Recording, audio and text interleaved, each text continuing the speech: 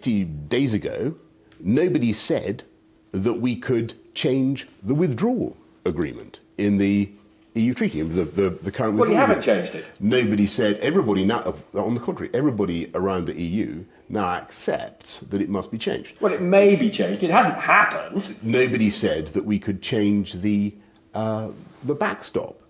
But again, it hasn't been done. That is now under serious. It's under discussion. But when I talk to people in European capitals, they are very sceptical you'll get anything like what you want. Well, it is certainly true, Robert, that the British negotiating position has been undermined by the so-called surrender bill. Not so-called, it is a surrender bill.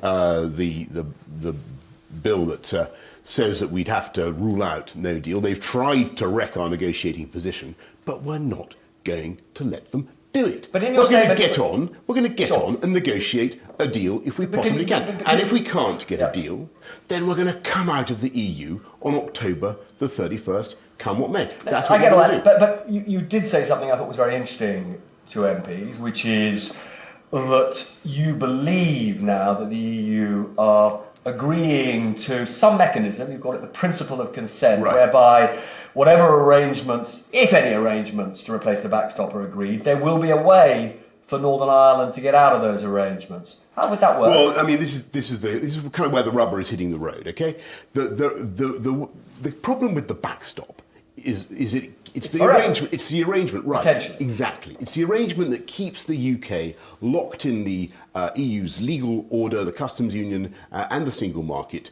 with the EU having the say about our ability to exit. That's the problem with it, and it's just never going to go through the House of Commons. So we need to get rid of that. But you get as I any said. sense? And so you said it. You know, yes, you're saying to MPs that you think the EU will move on that. Well, genuinely? Yes, I do, and they already genuinely have moved in the sense that what they're willing to consider are other ways that allow us to work with our Irish friends to accomplish several things. Number one, we need to avoid any kind of border checks in Northern Ireland. Number two, we need to respect the peace process in Northern Ireland, which is incredibly important. Number three, we need to respect the unity of the EU single market, and we think we can also do that. But we also have to ensure that the whole of the UK withdraws from the EU. And we can do that too. And the way to do it is to make sure that you do much more on what you know about the maximum facilitations, all the checks away from the border that you can do. Look at the proposal the UK has made about the sanitary and phytosanitary unity of the island of Ireland, the famous quote attributed to Ian Paisley the Elder, and perhaps wrongly, that the people of Northern Ireland may be British, but the cattle are Irish, right? Within that idea, there is the kernel of a solution, and then you have the third. It is only the kernel of a solution, isn't it? And as I say, when I talk to people in Brussels, in Dublin, in Paris, and Berlin, they say they're nowhere near seeing anything from you they can agree to. Well, let's see how we get on. Actually, a great deal of progress has been made, and a huge amount of people keep saying, well, there's no paper that's been turned, there's no documents. Actually, a huge amount of work is being done. I won't hide it from you, Robert. The timetable is very tight. It certainly is. And 36 days. It is not, I'm going to be absolutely clear with you, it is not made easier for the UK negotiating side to have, Parliament passing stuff that tries to take no deal off the table, and the court saying we have got this, more time, saying but this I've got to ask you about that. I mean, the Attorney General said today that you would abide by the so-called Ben Act, which says if you can't get a deal, you've got a right to the EU requesting an extension. So you're going to write this letter, are you? Well, we're going to go for a deal, and we're going to get a deal. No. He said you would abide by this law. Well, so that means you have to write the letter if there's no deal. Of course, only kicks in if we fail to get a deal. But you're conceding there's a reasonable prospect you're not going to get a deal. And under those circumstances, what I can say to you is that we will respect the law, and we will come out on October the 31st. Those two statements, many would say, are completely incompatible. Well, we will respect the law and we will come out on October the 31st. Well, obviously, We've got some tough negotiations ahead, and if you'll forgive me, I don't want to tip the hand of the UK government more than Parliament has already required us to do now, so. The only reason I have the pleasure of seeing you here today is because you had to come back from America. I was coming back anyway. I was coming back anyway. But you're many hours earlier than you would have expected because of yesterday's.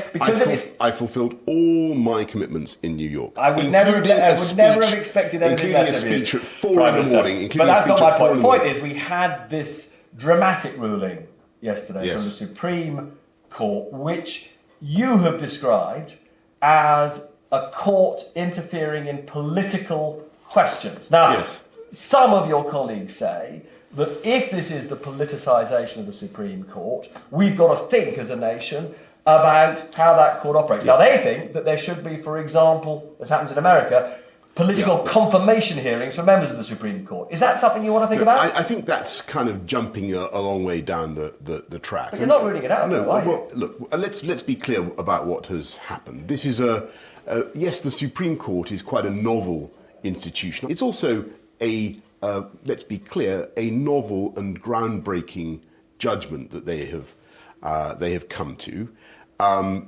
Clearly, I respect it. I think it's wrong for the reasons that I've given. I think that the court has erred in the sense that it has pronounced on the political question of what Parliament should be debating at a certain time in a very difficult time. No, it hasn't.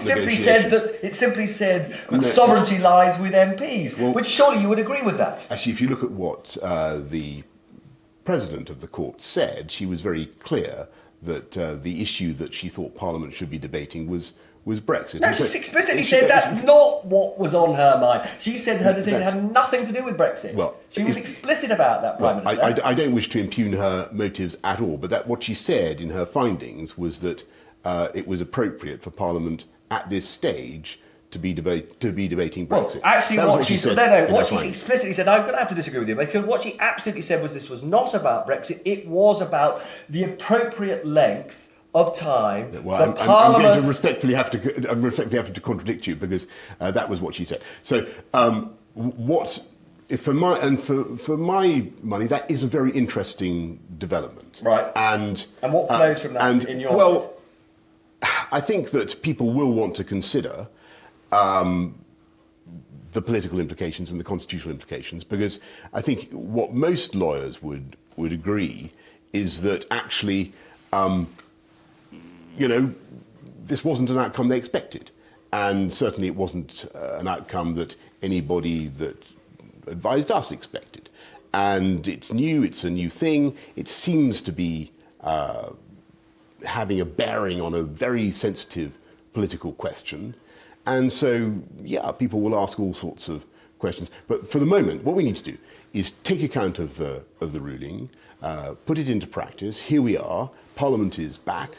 That's fine. That's fine. Will you prorogue it before the Queen's speech? I would like to have a Queen's speech. That means you've got to prorogue. We will have to absorb the full implications of the ruling. But I think what the country wants, I think, is for us to get on with a strong domestic agenda. The Supreme Court, we have got an enormous amount of time. The Supreme Court said that you gave unlawful advice to the Queen. Some of your colleagues have said that should be a resigning issue for you. You're not going to resign. No. What would it take to get you to resign? What would you have to do wrong? Well, we've got to get on and deliver Brexit on October the 31st.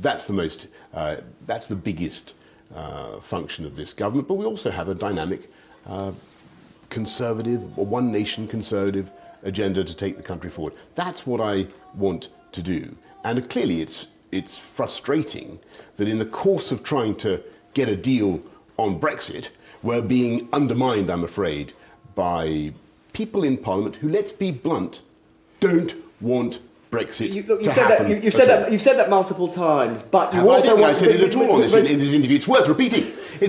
No, you have said it. They don't want Brexit. Did I say it? But believe it or not, you have. Now, you say you also want a general election. You plainly can't govern without a majority. Nicola Sturgeon and Jeremy Corbyn have said you can have your general election.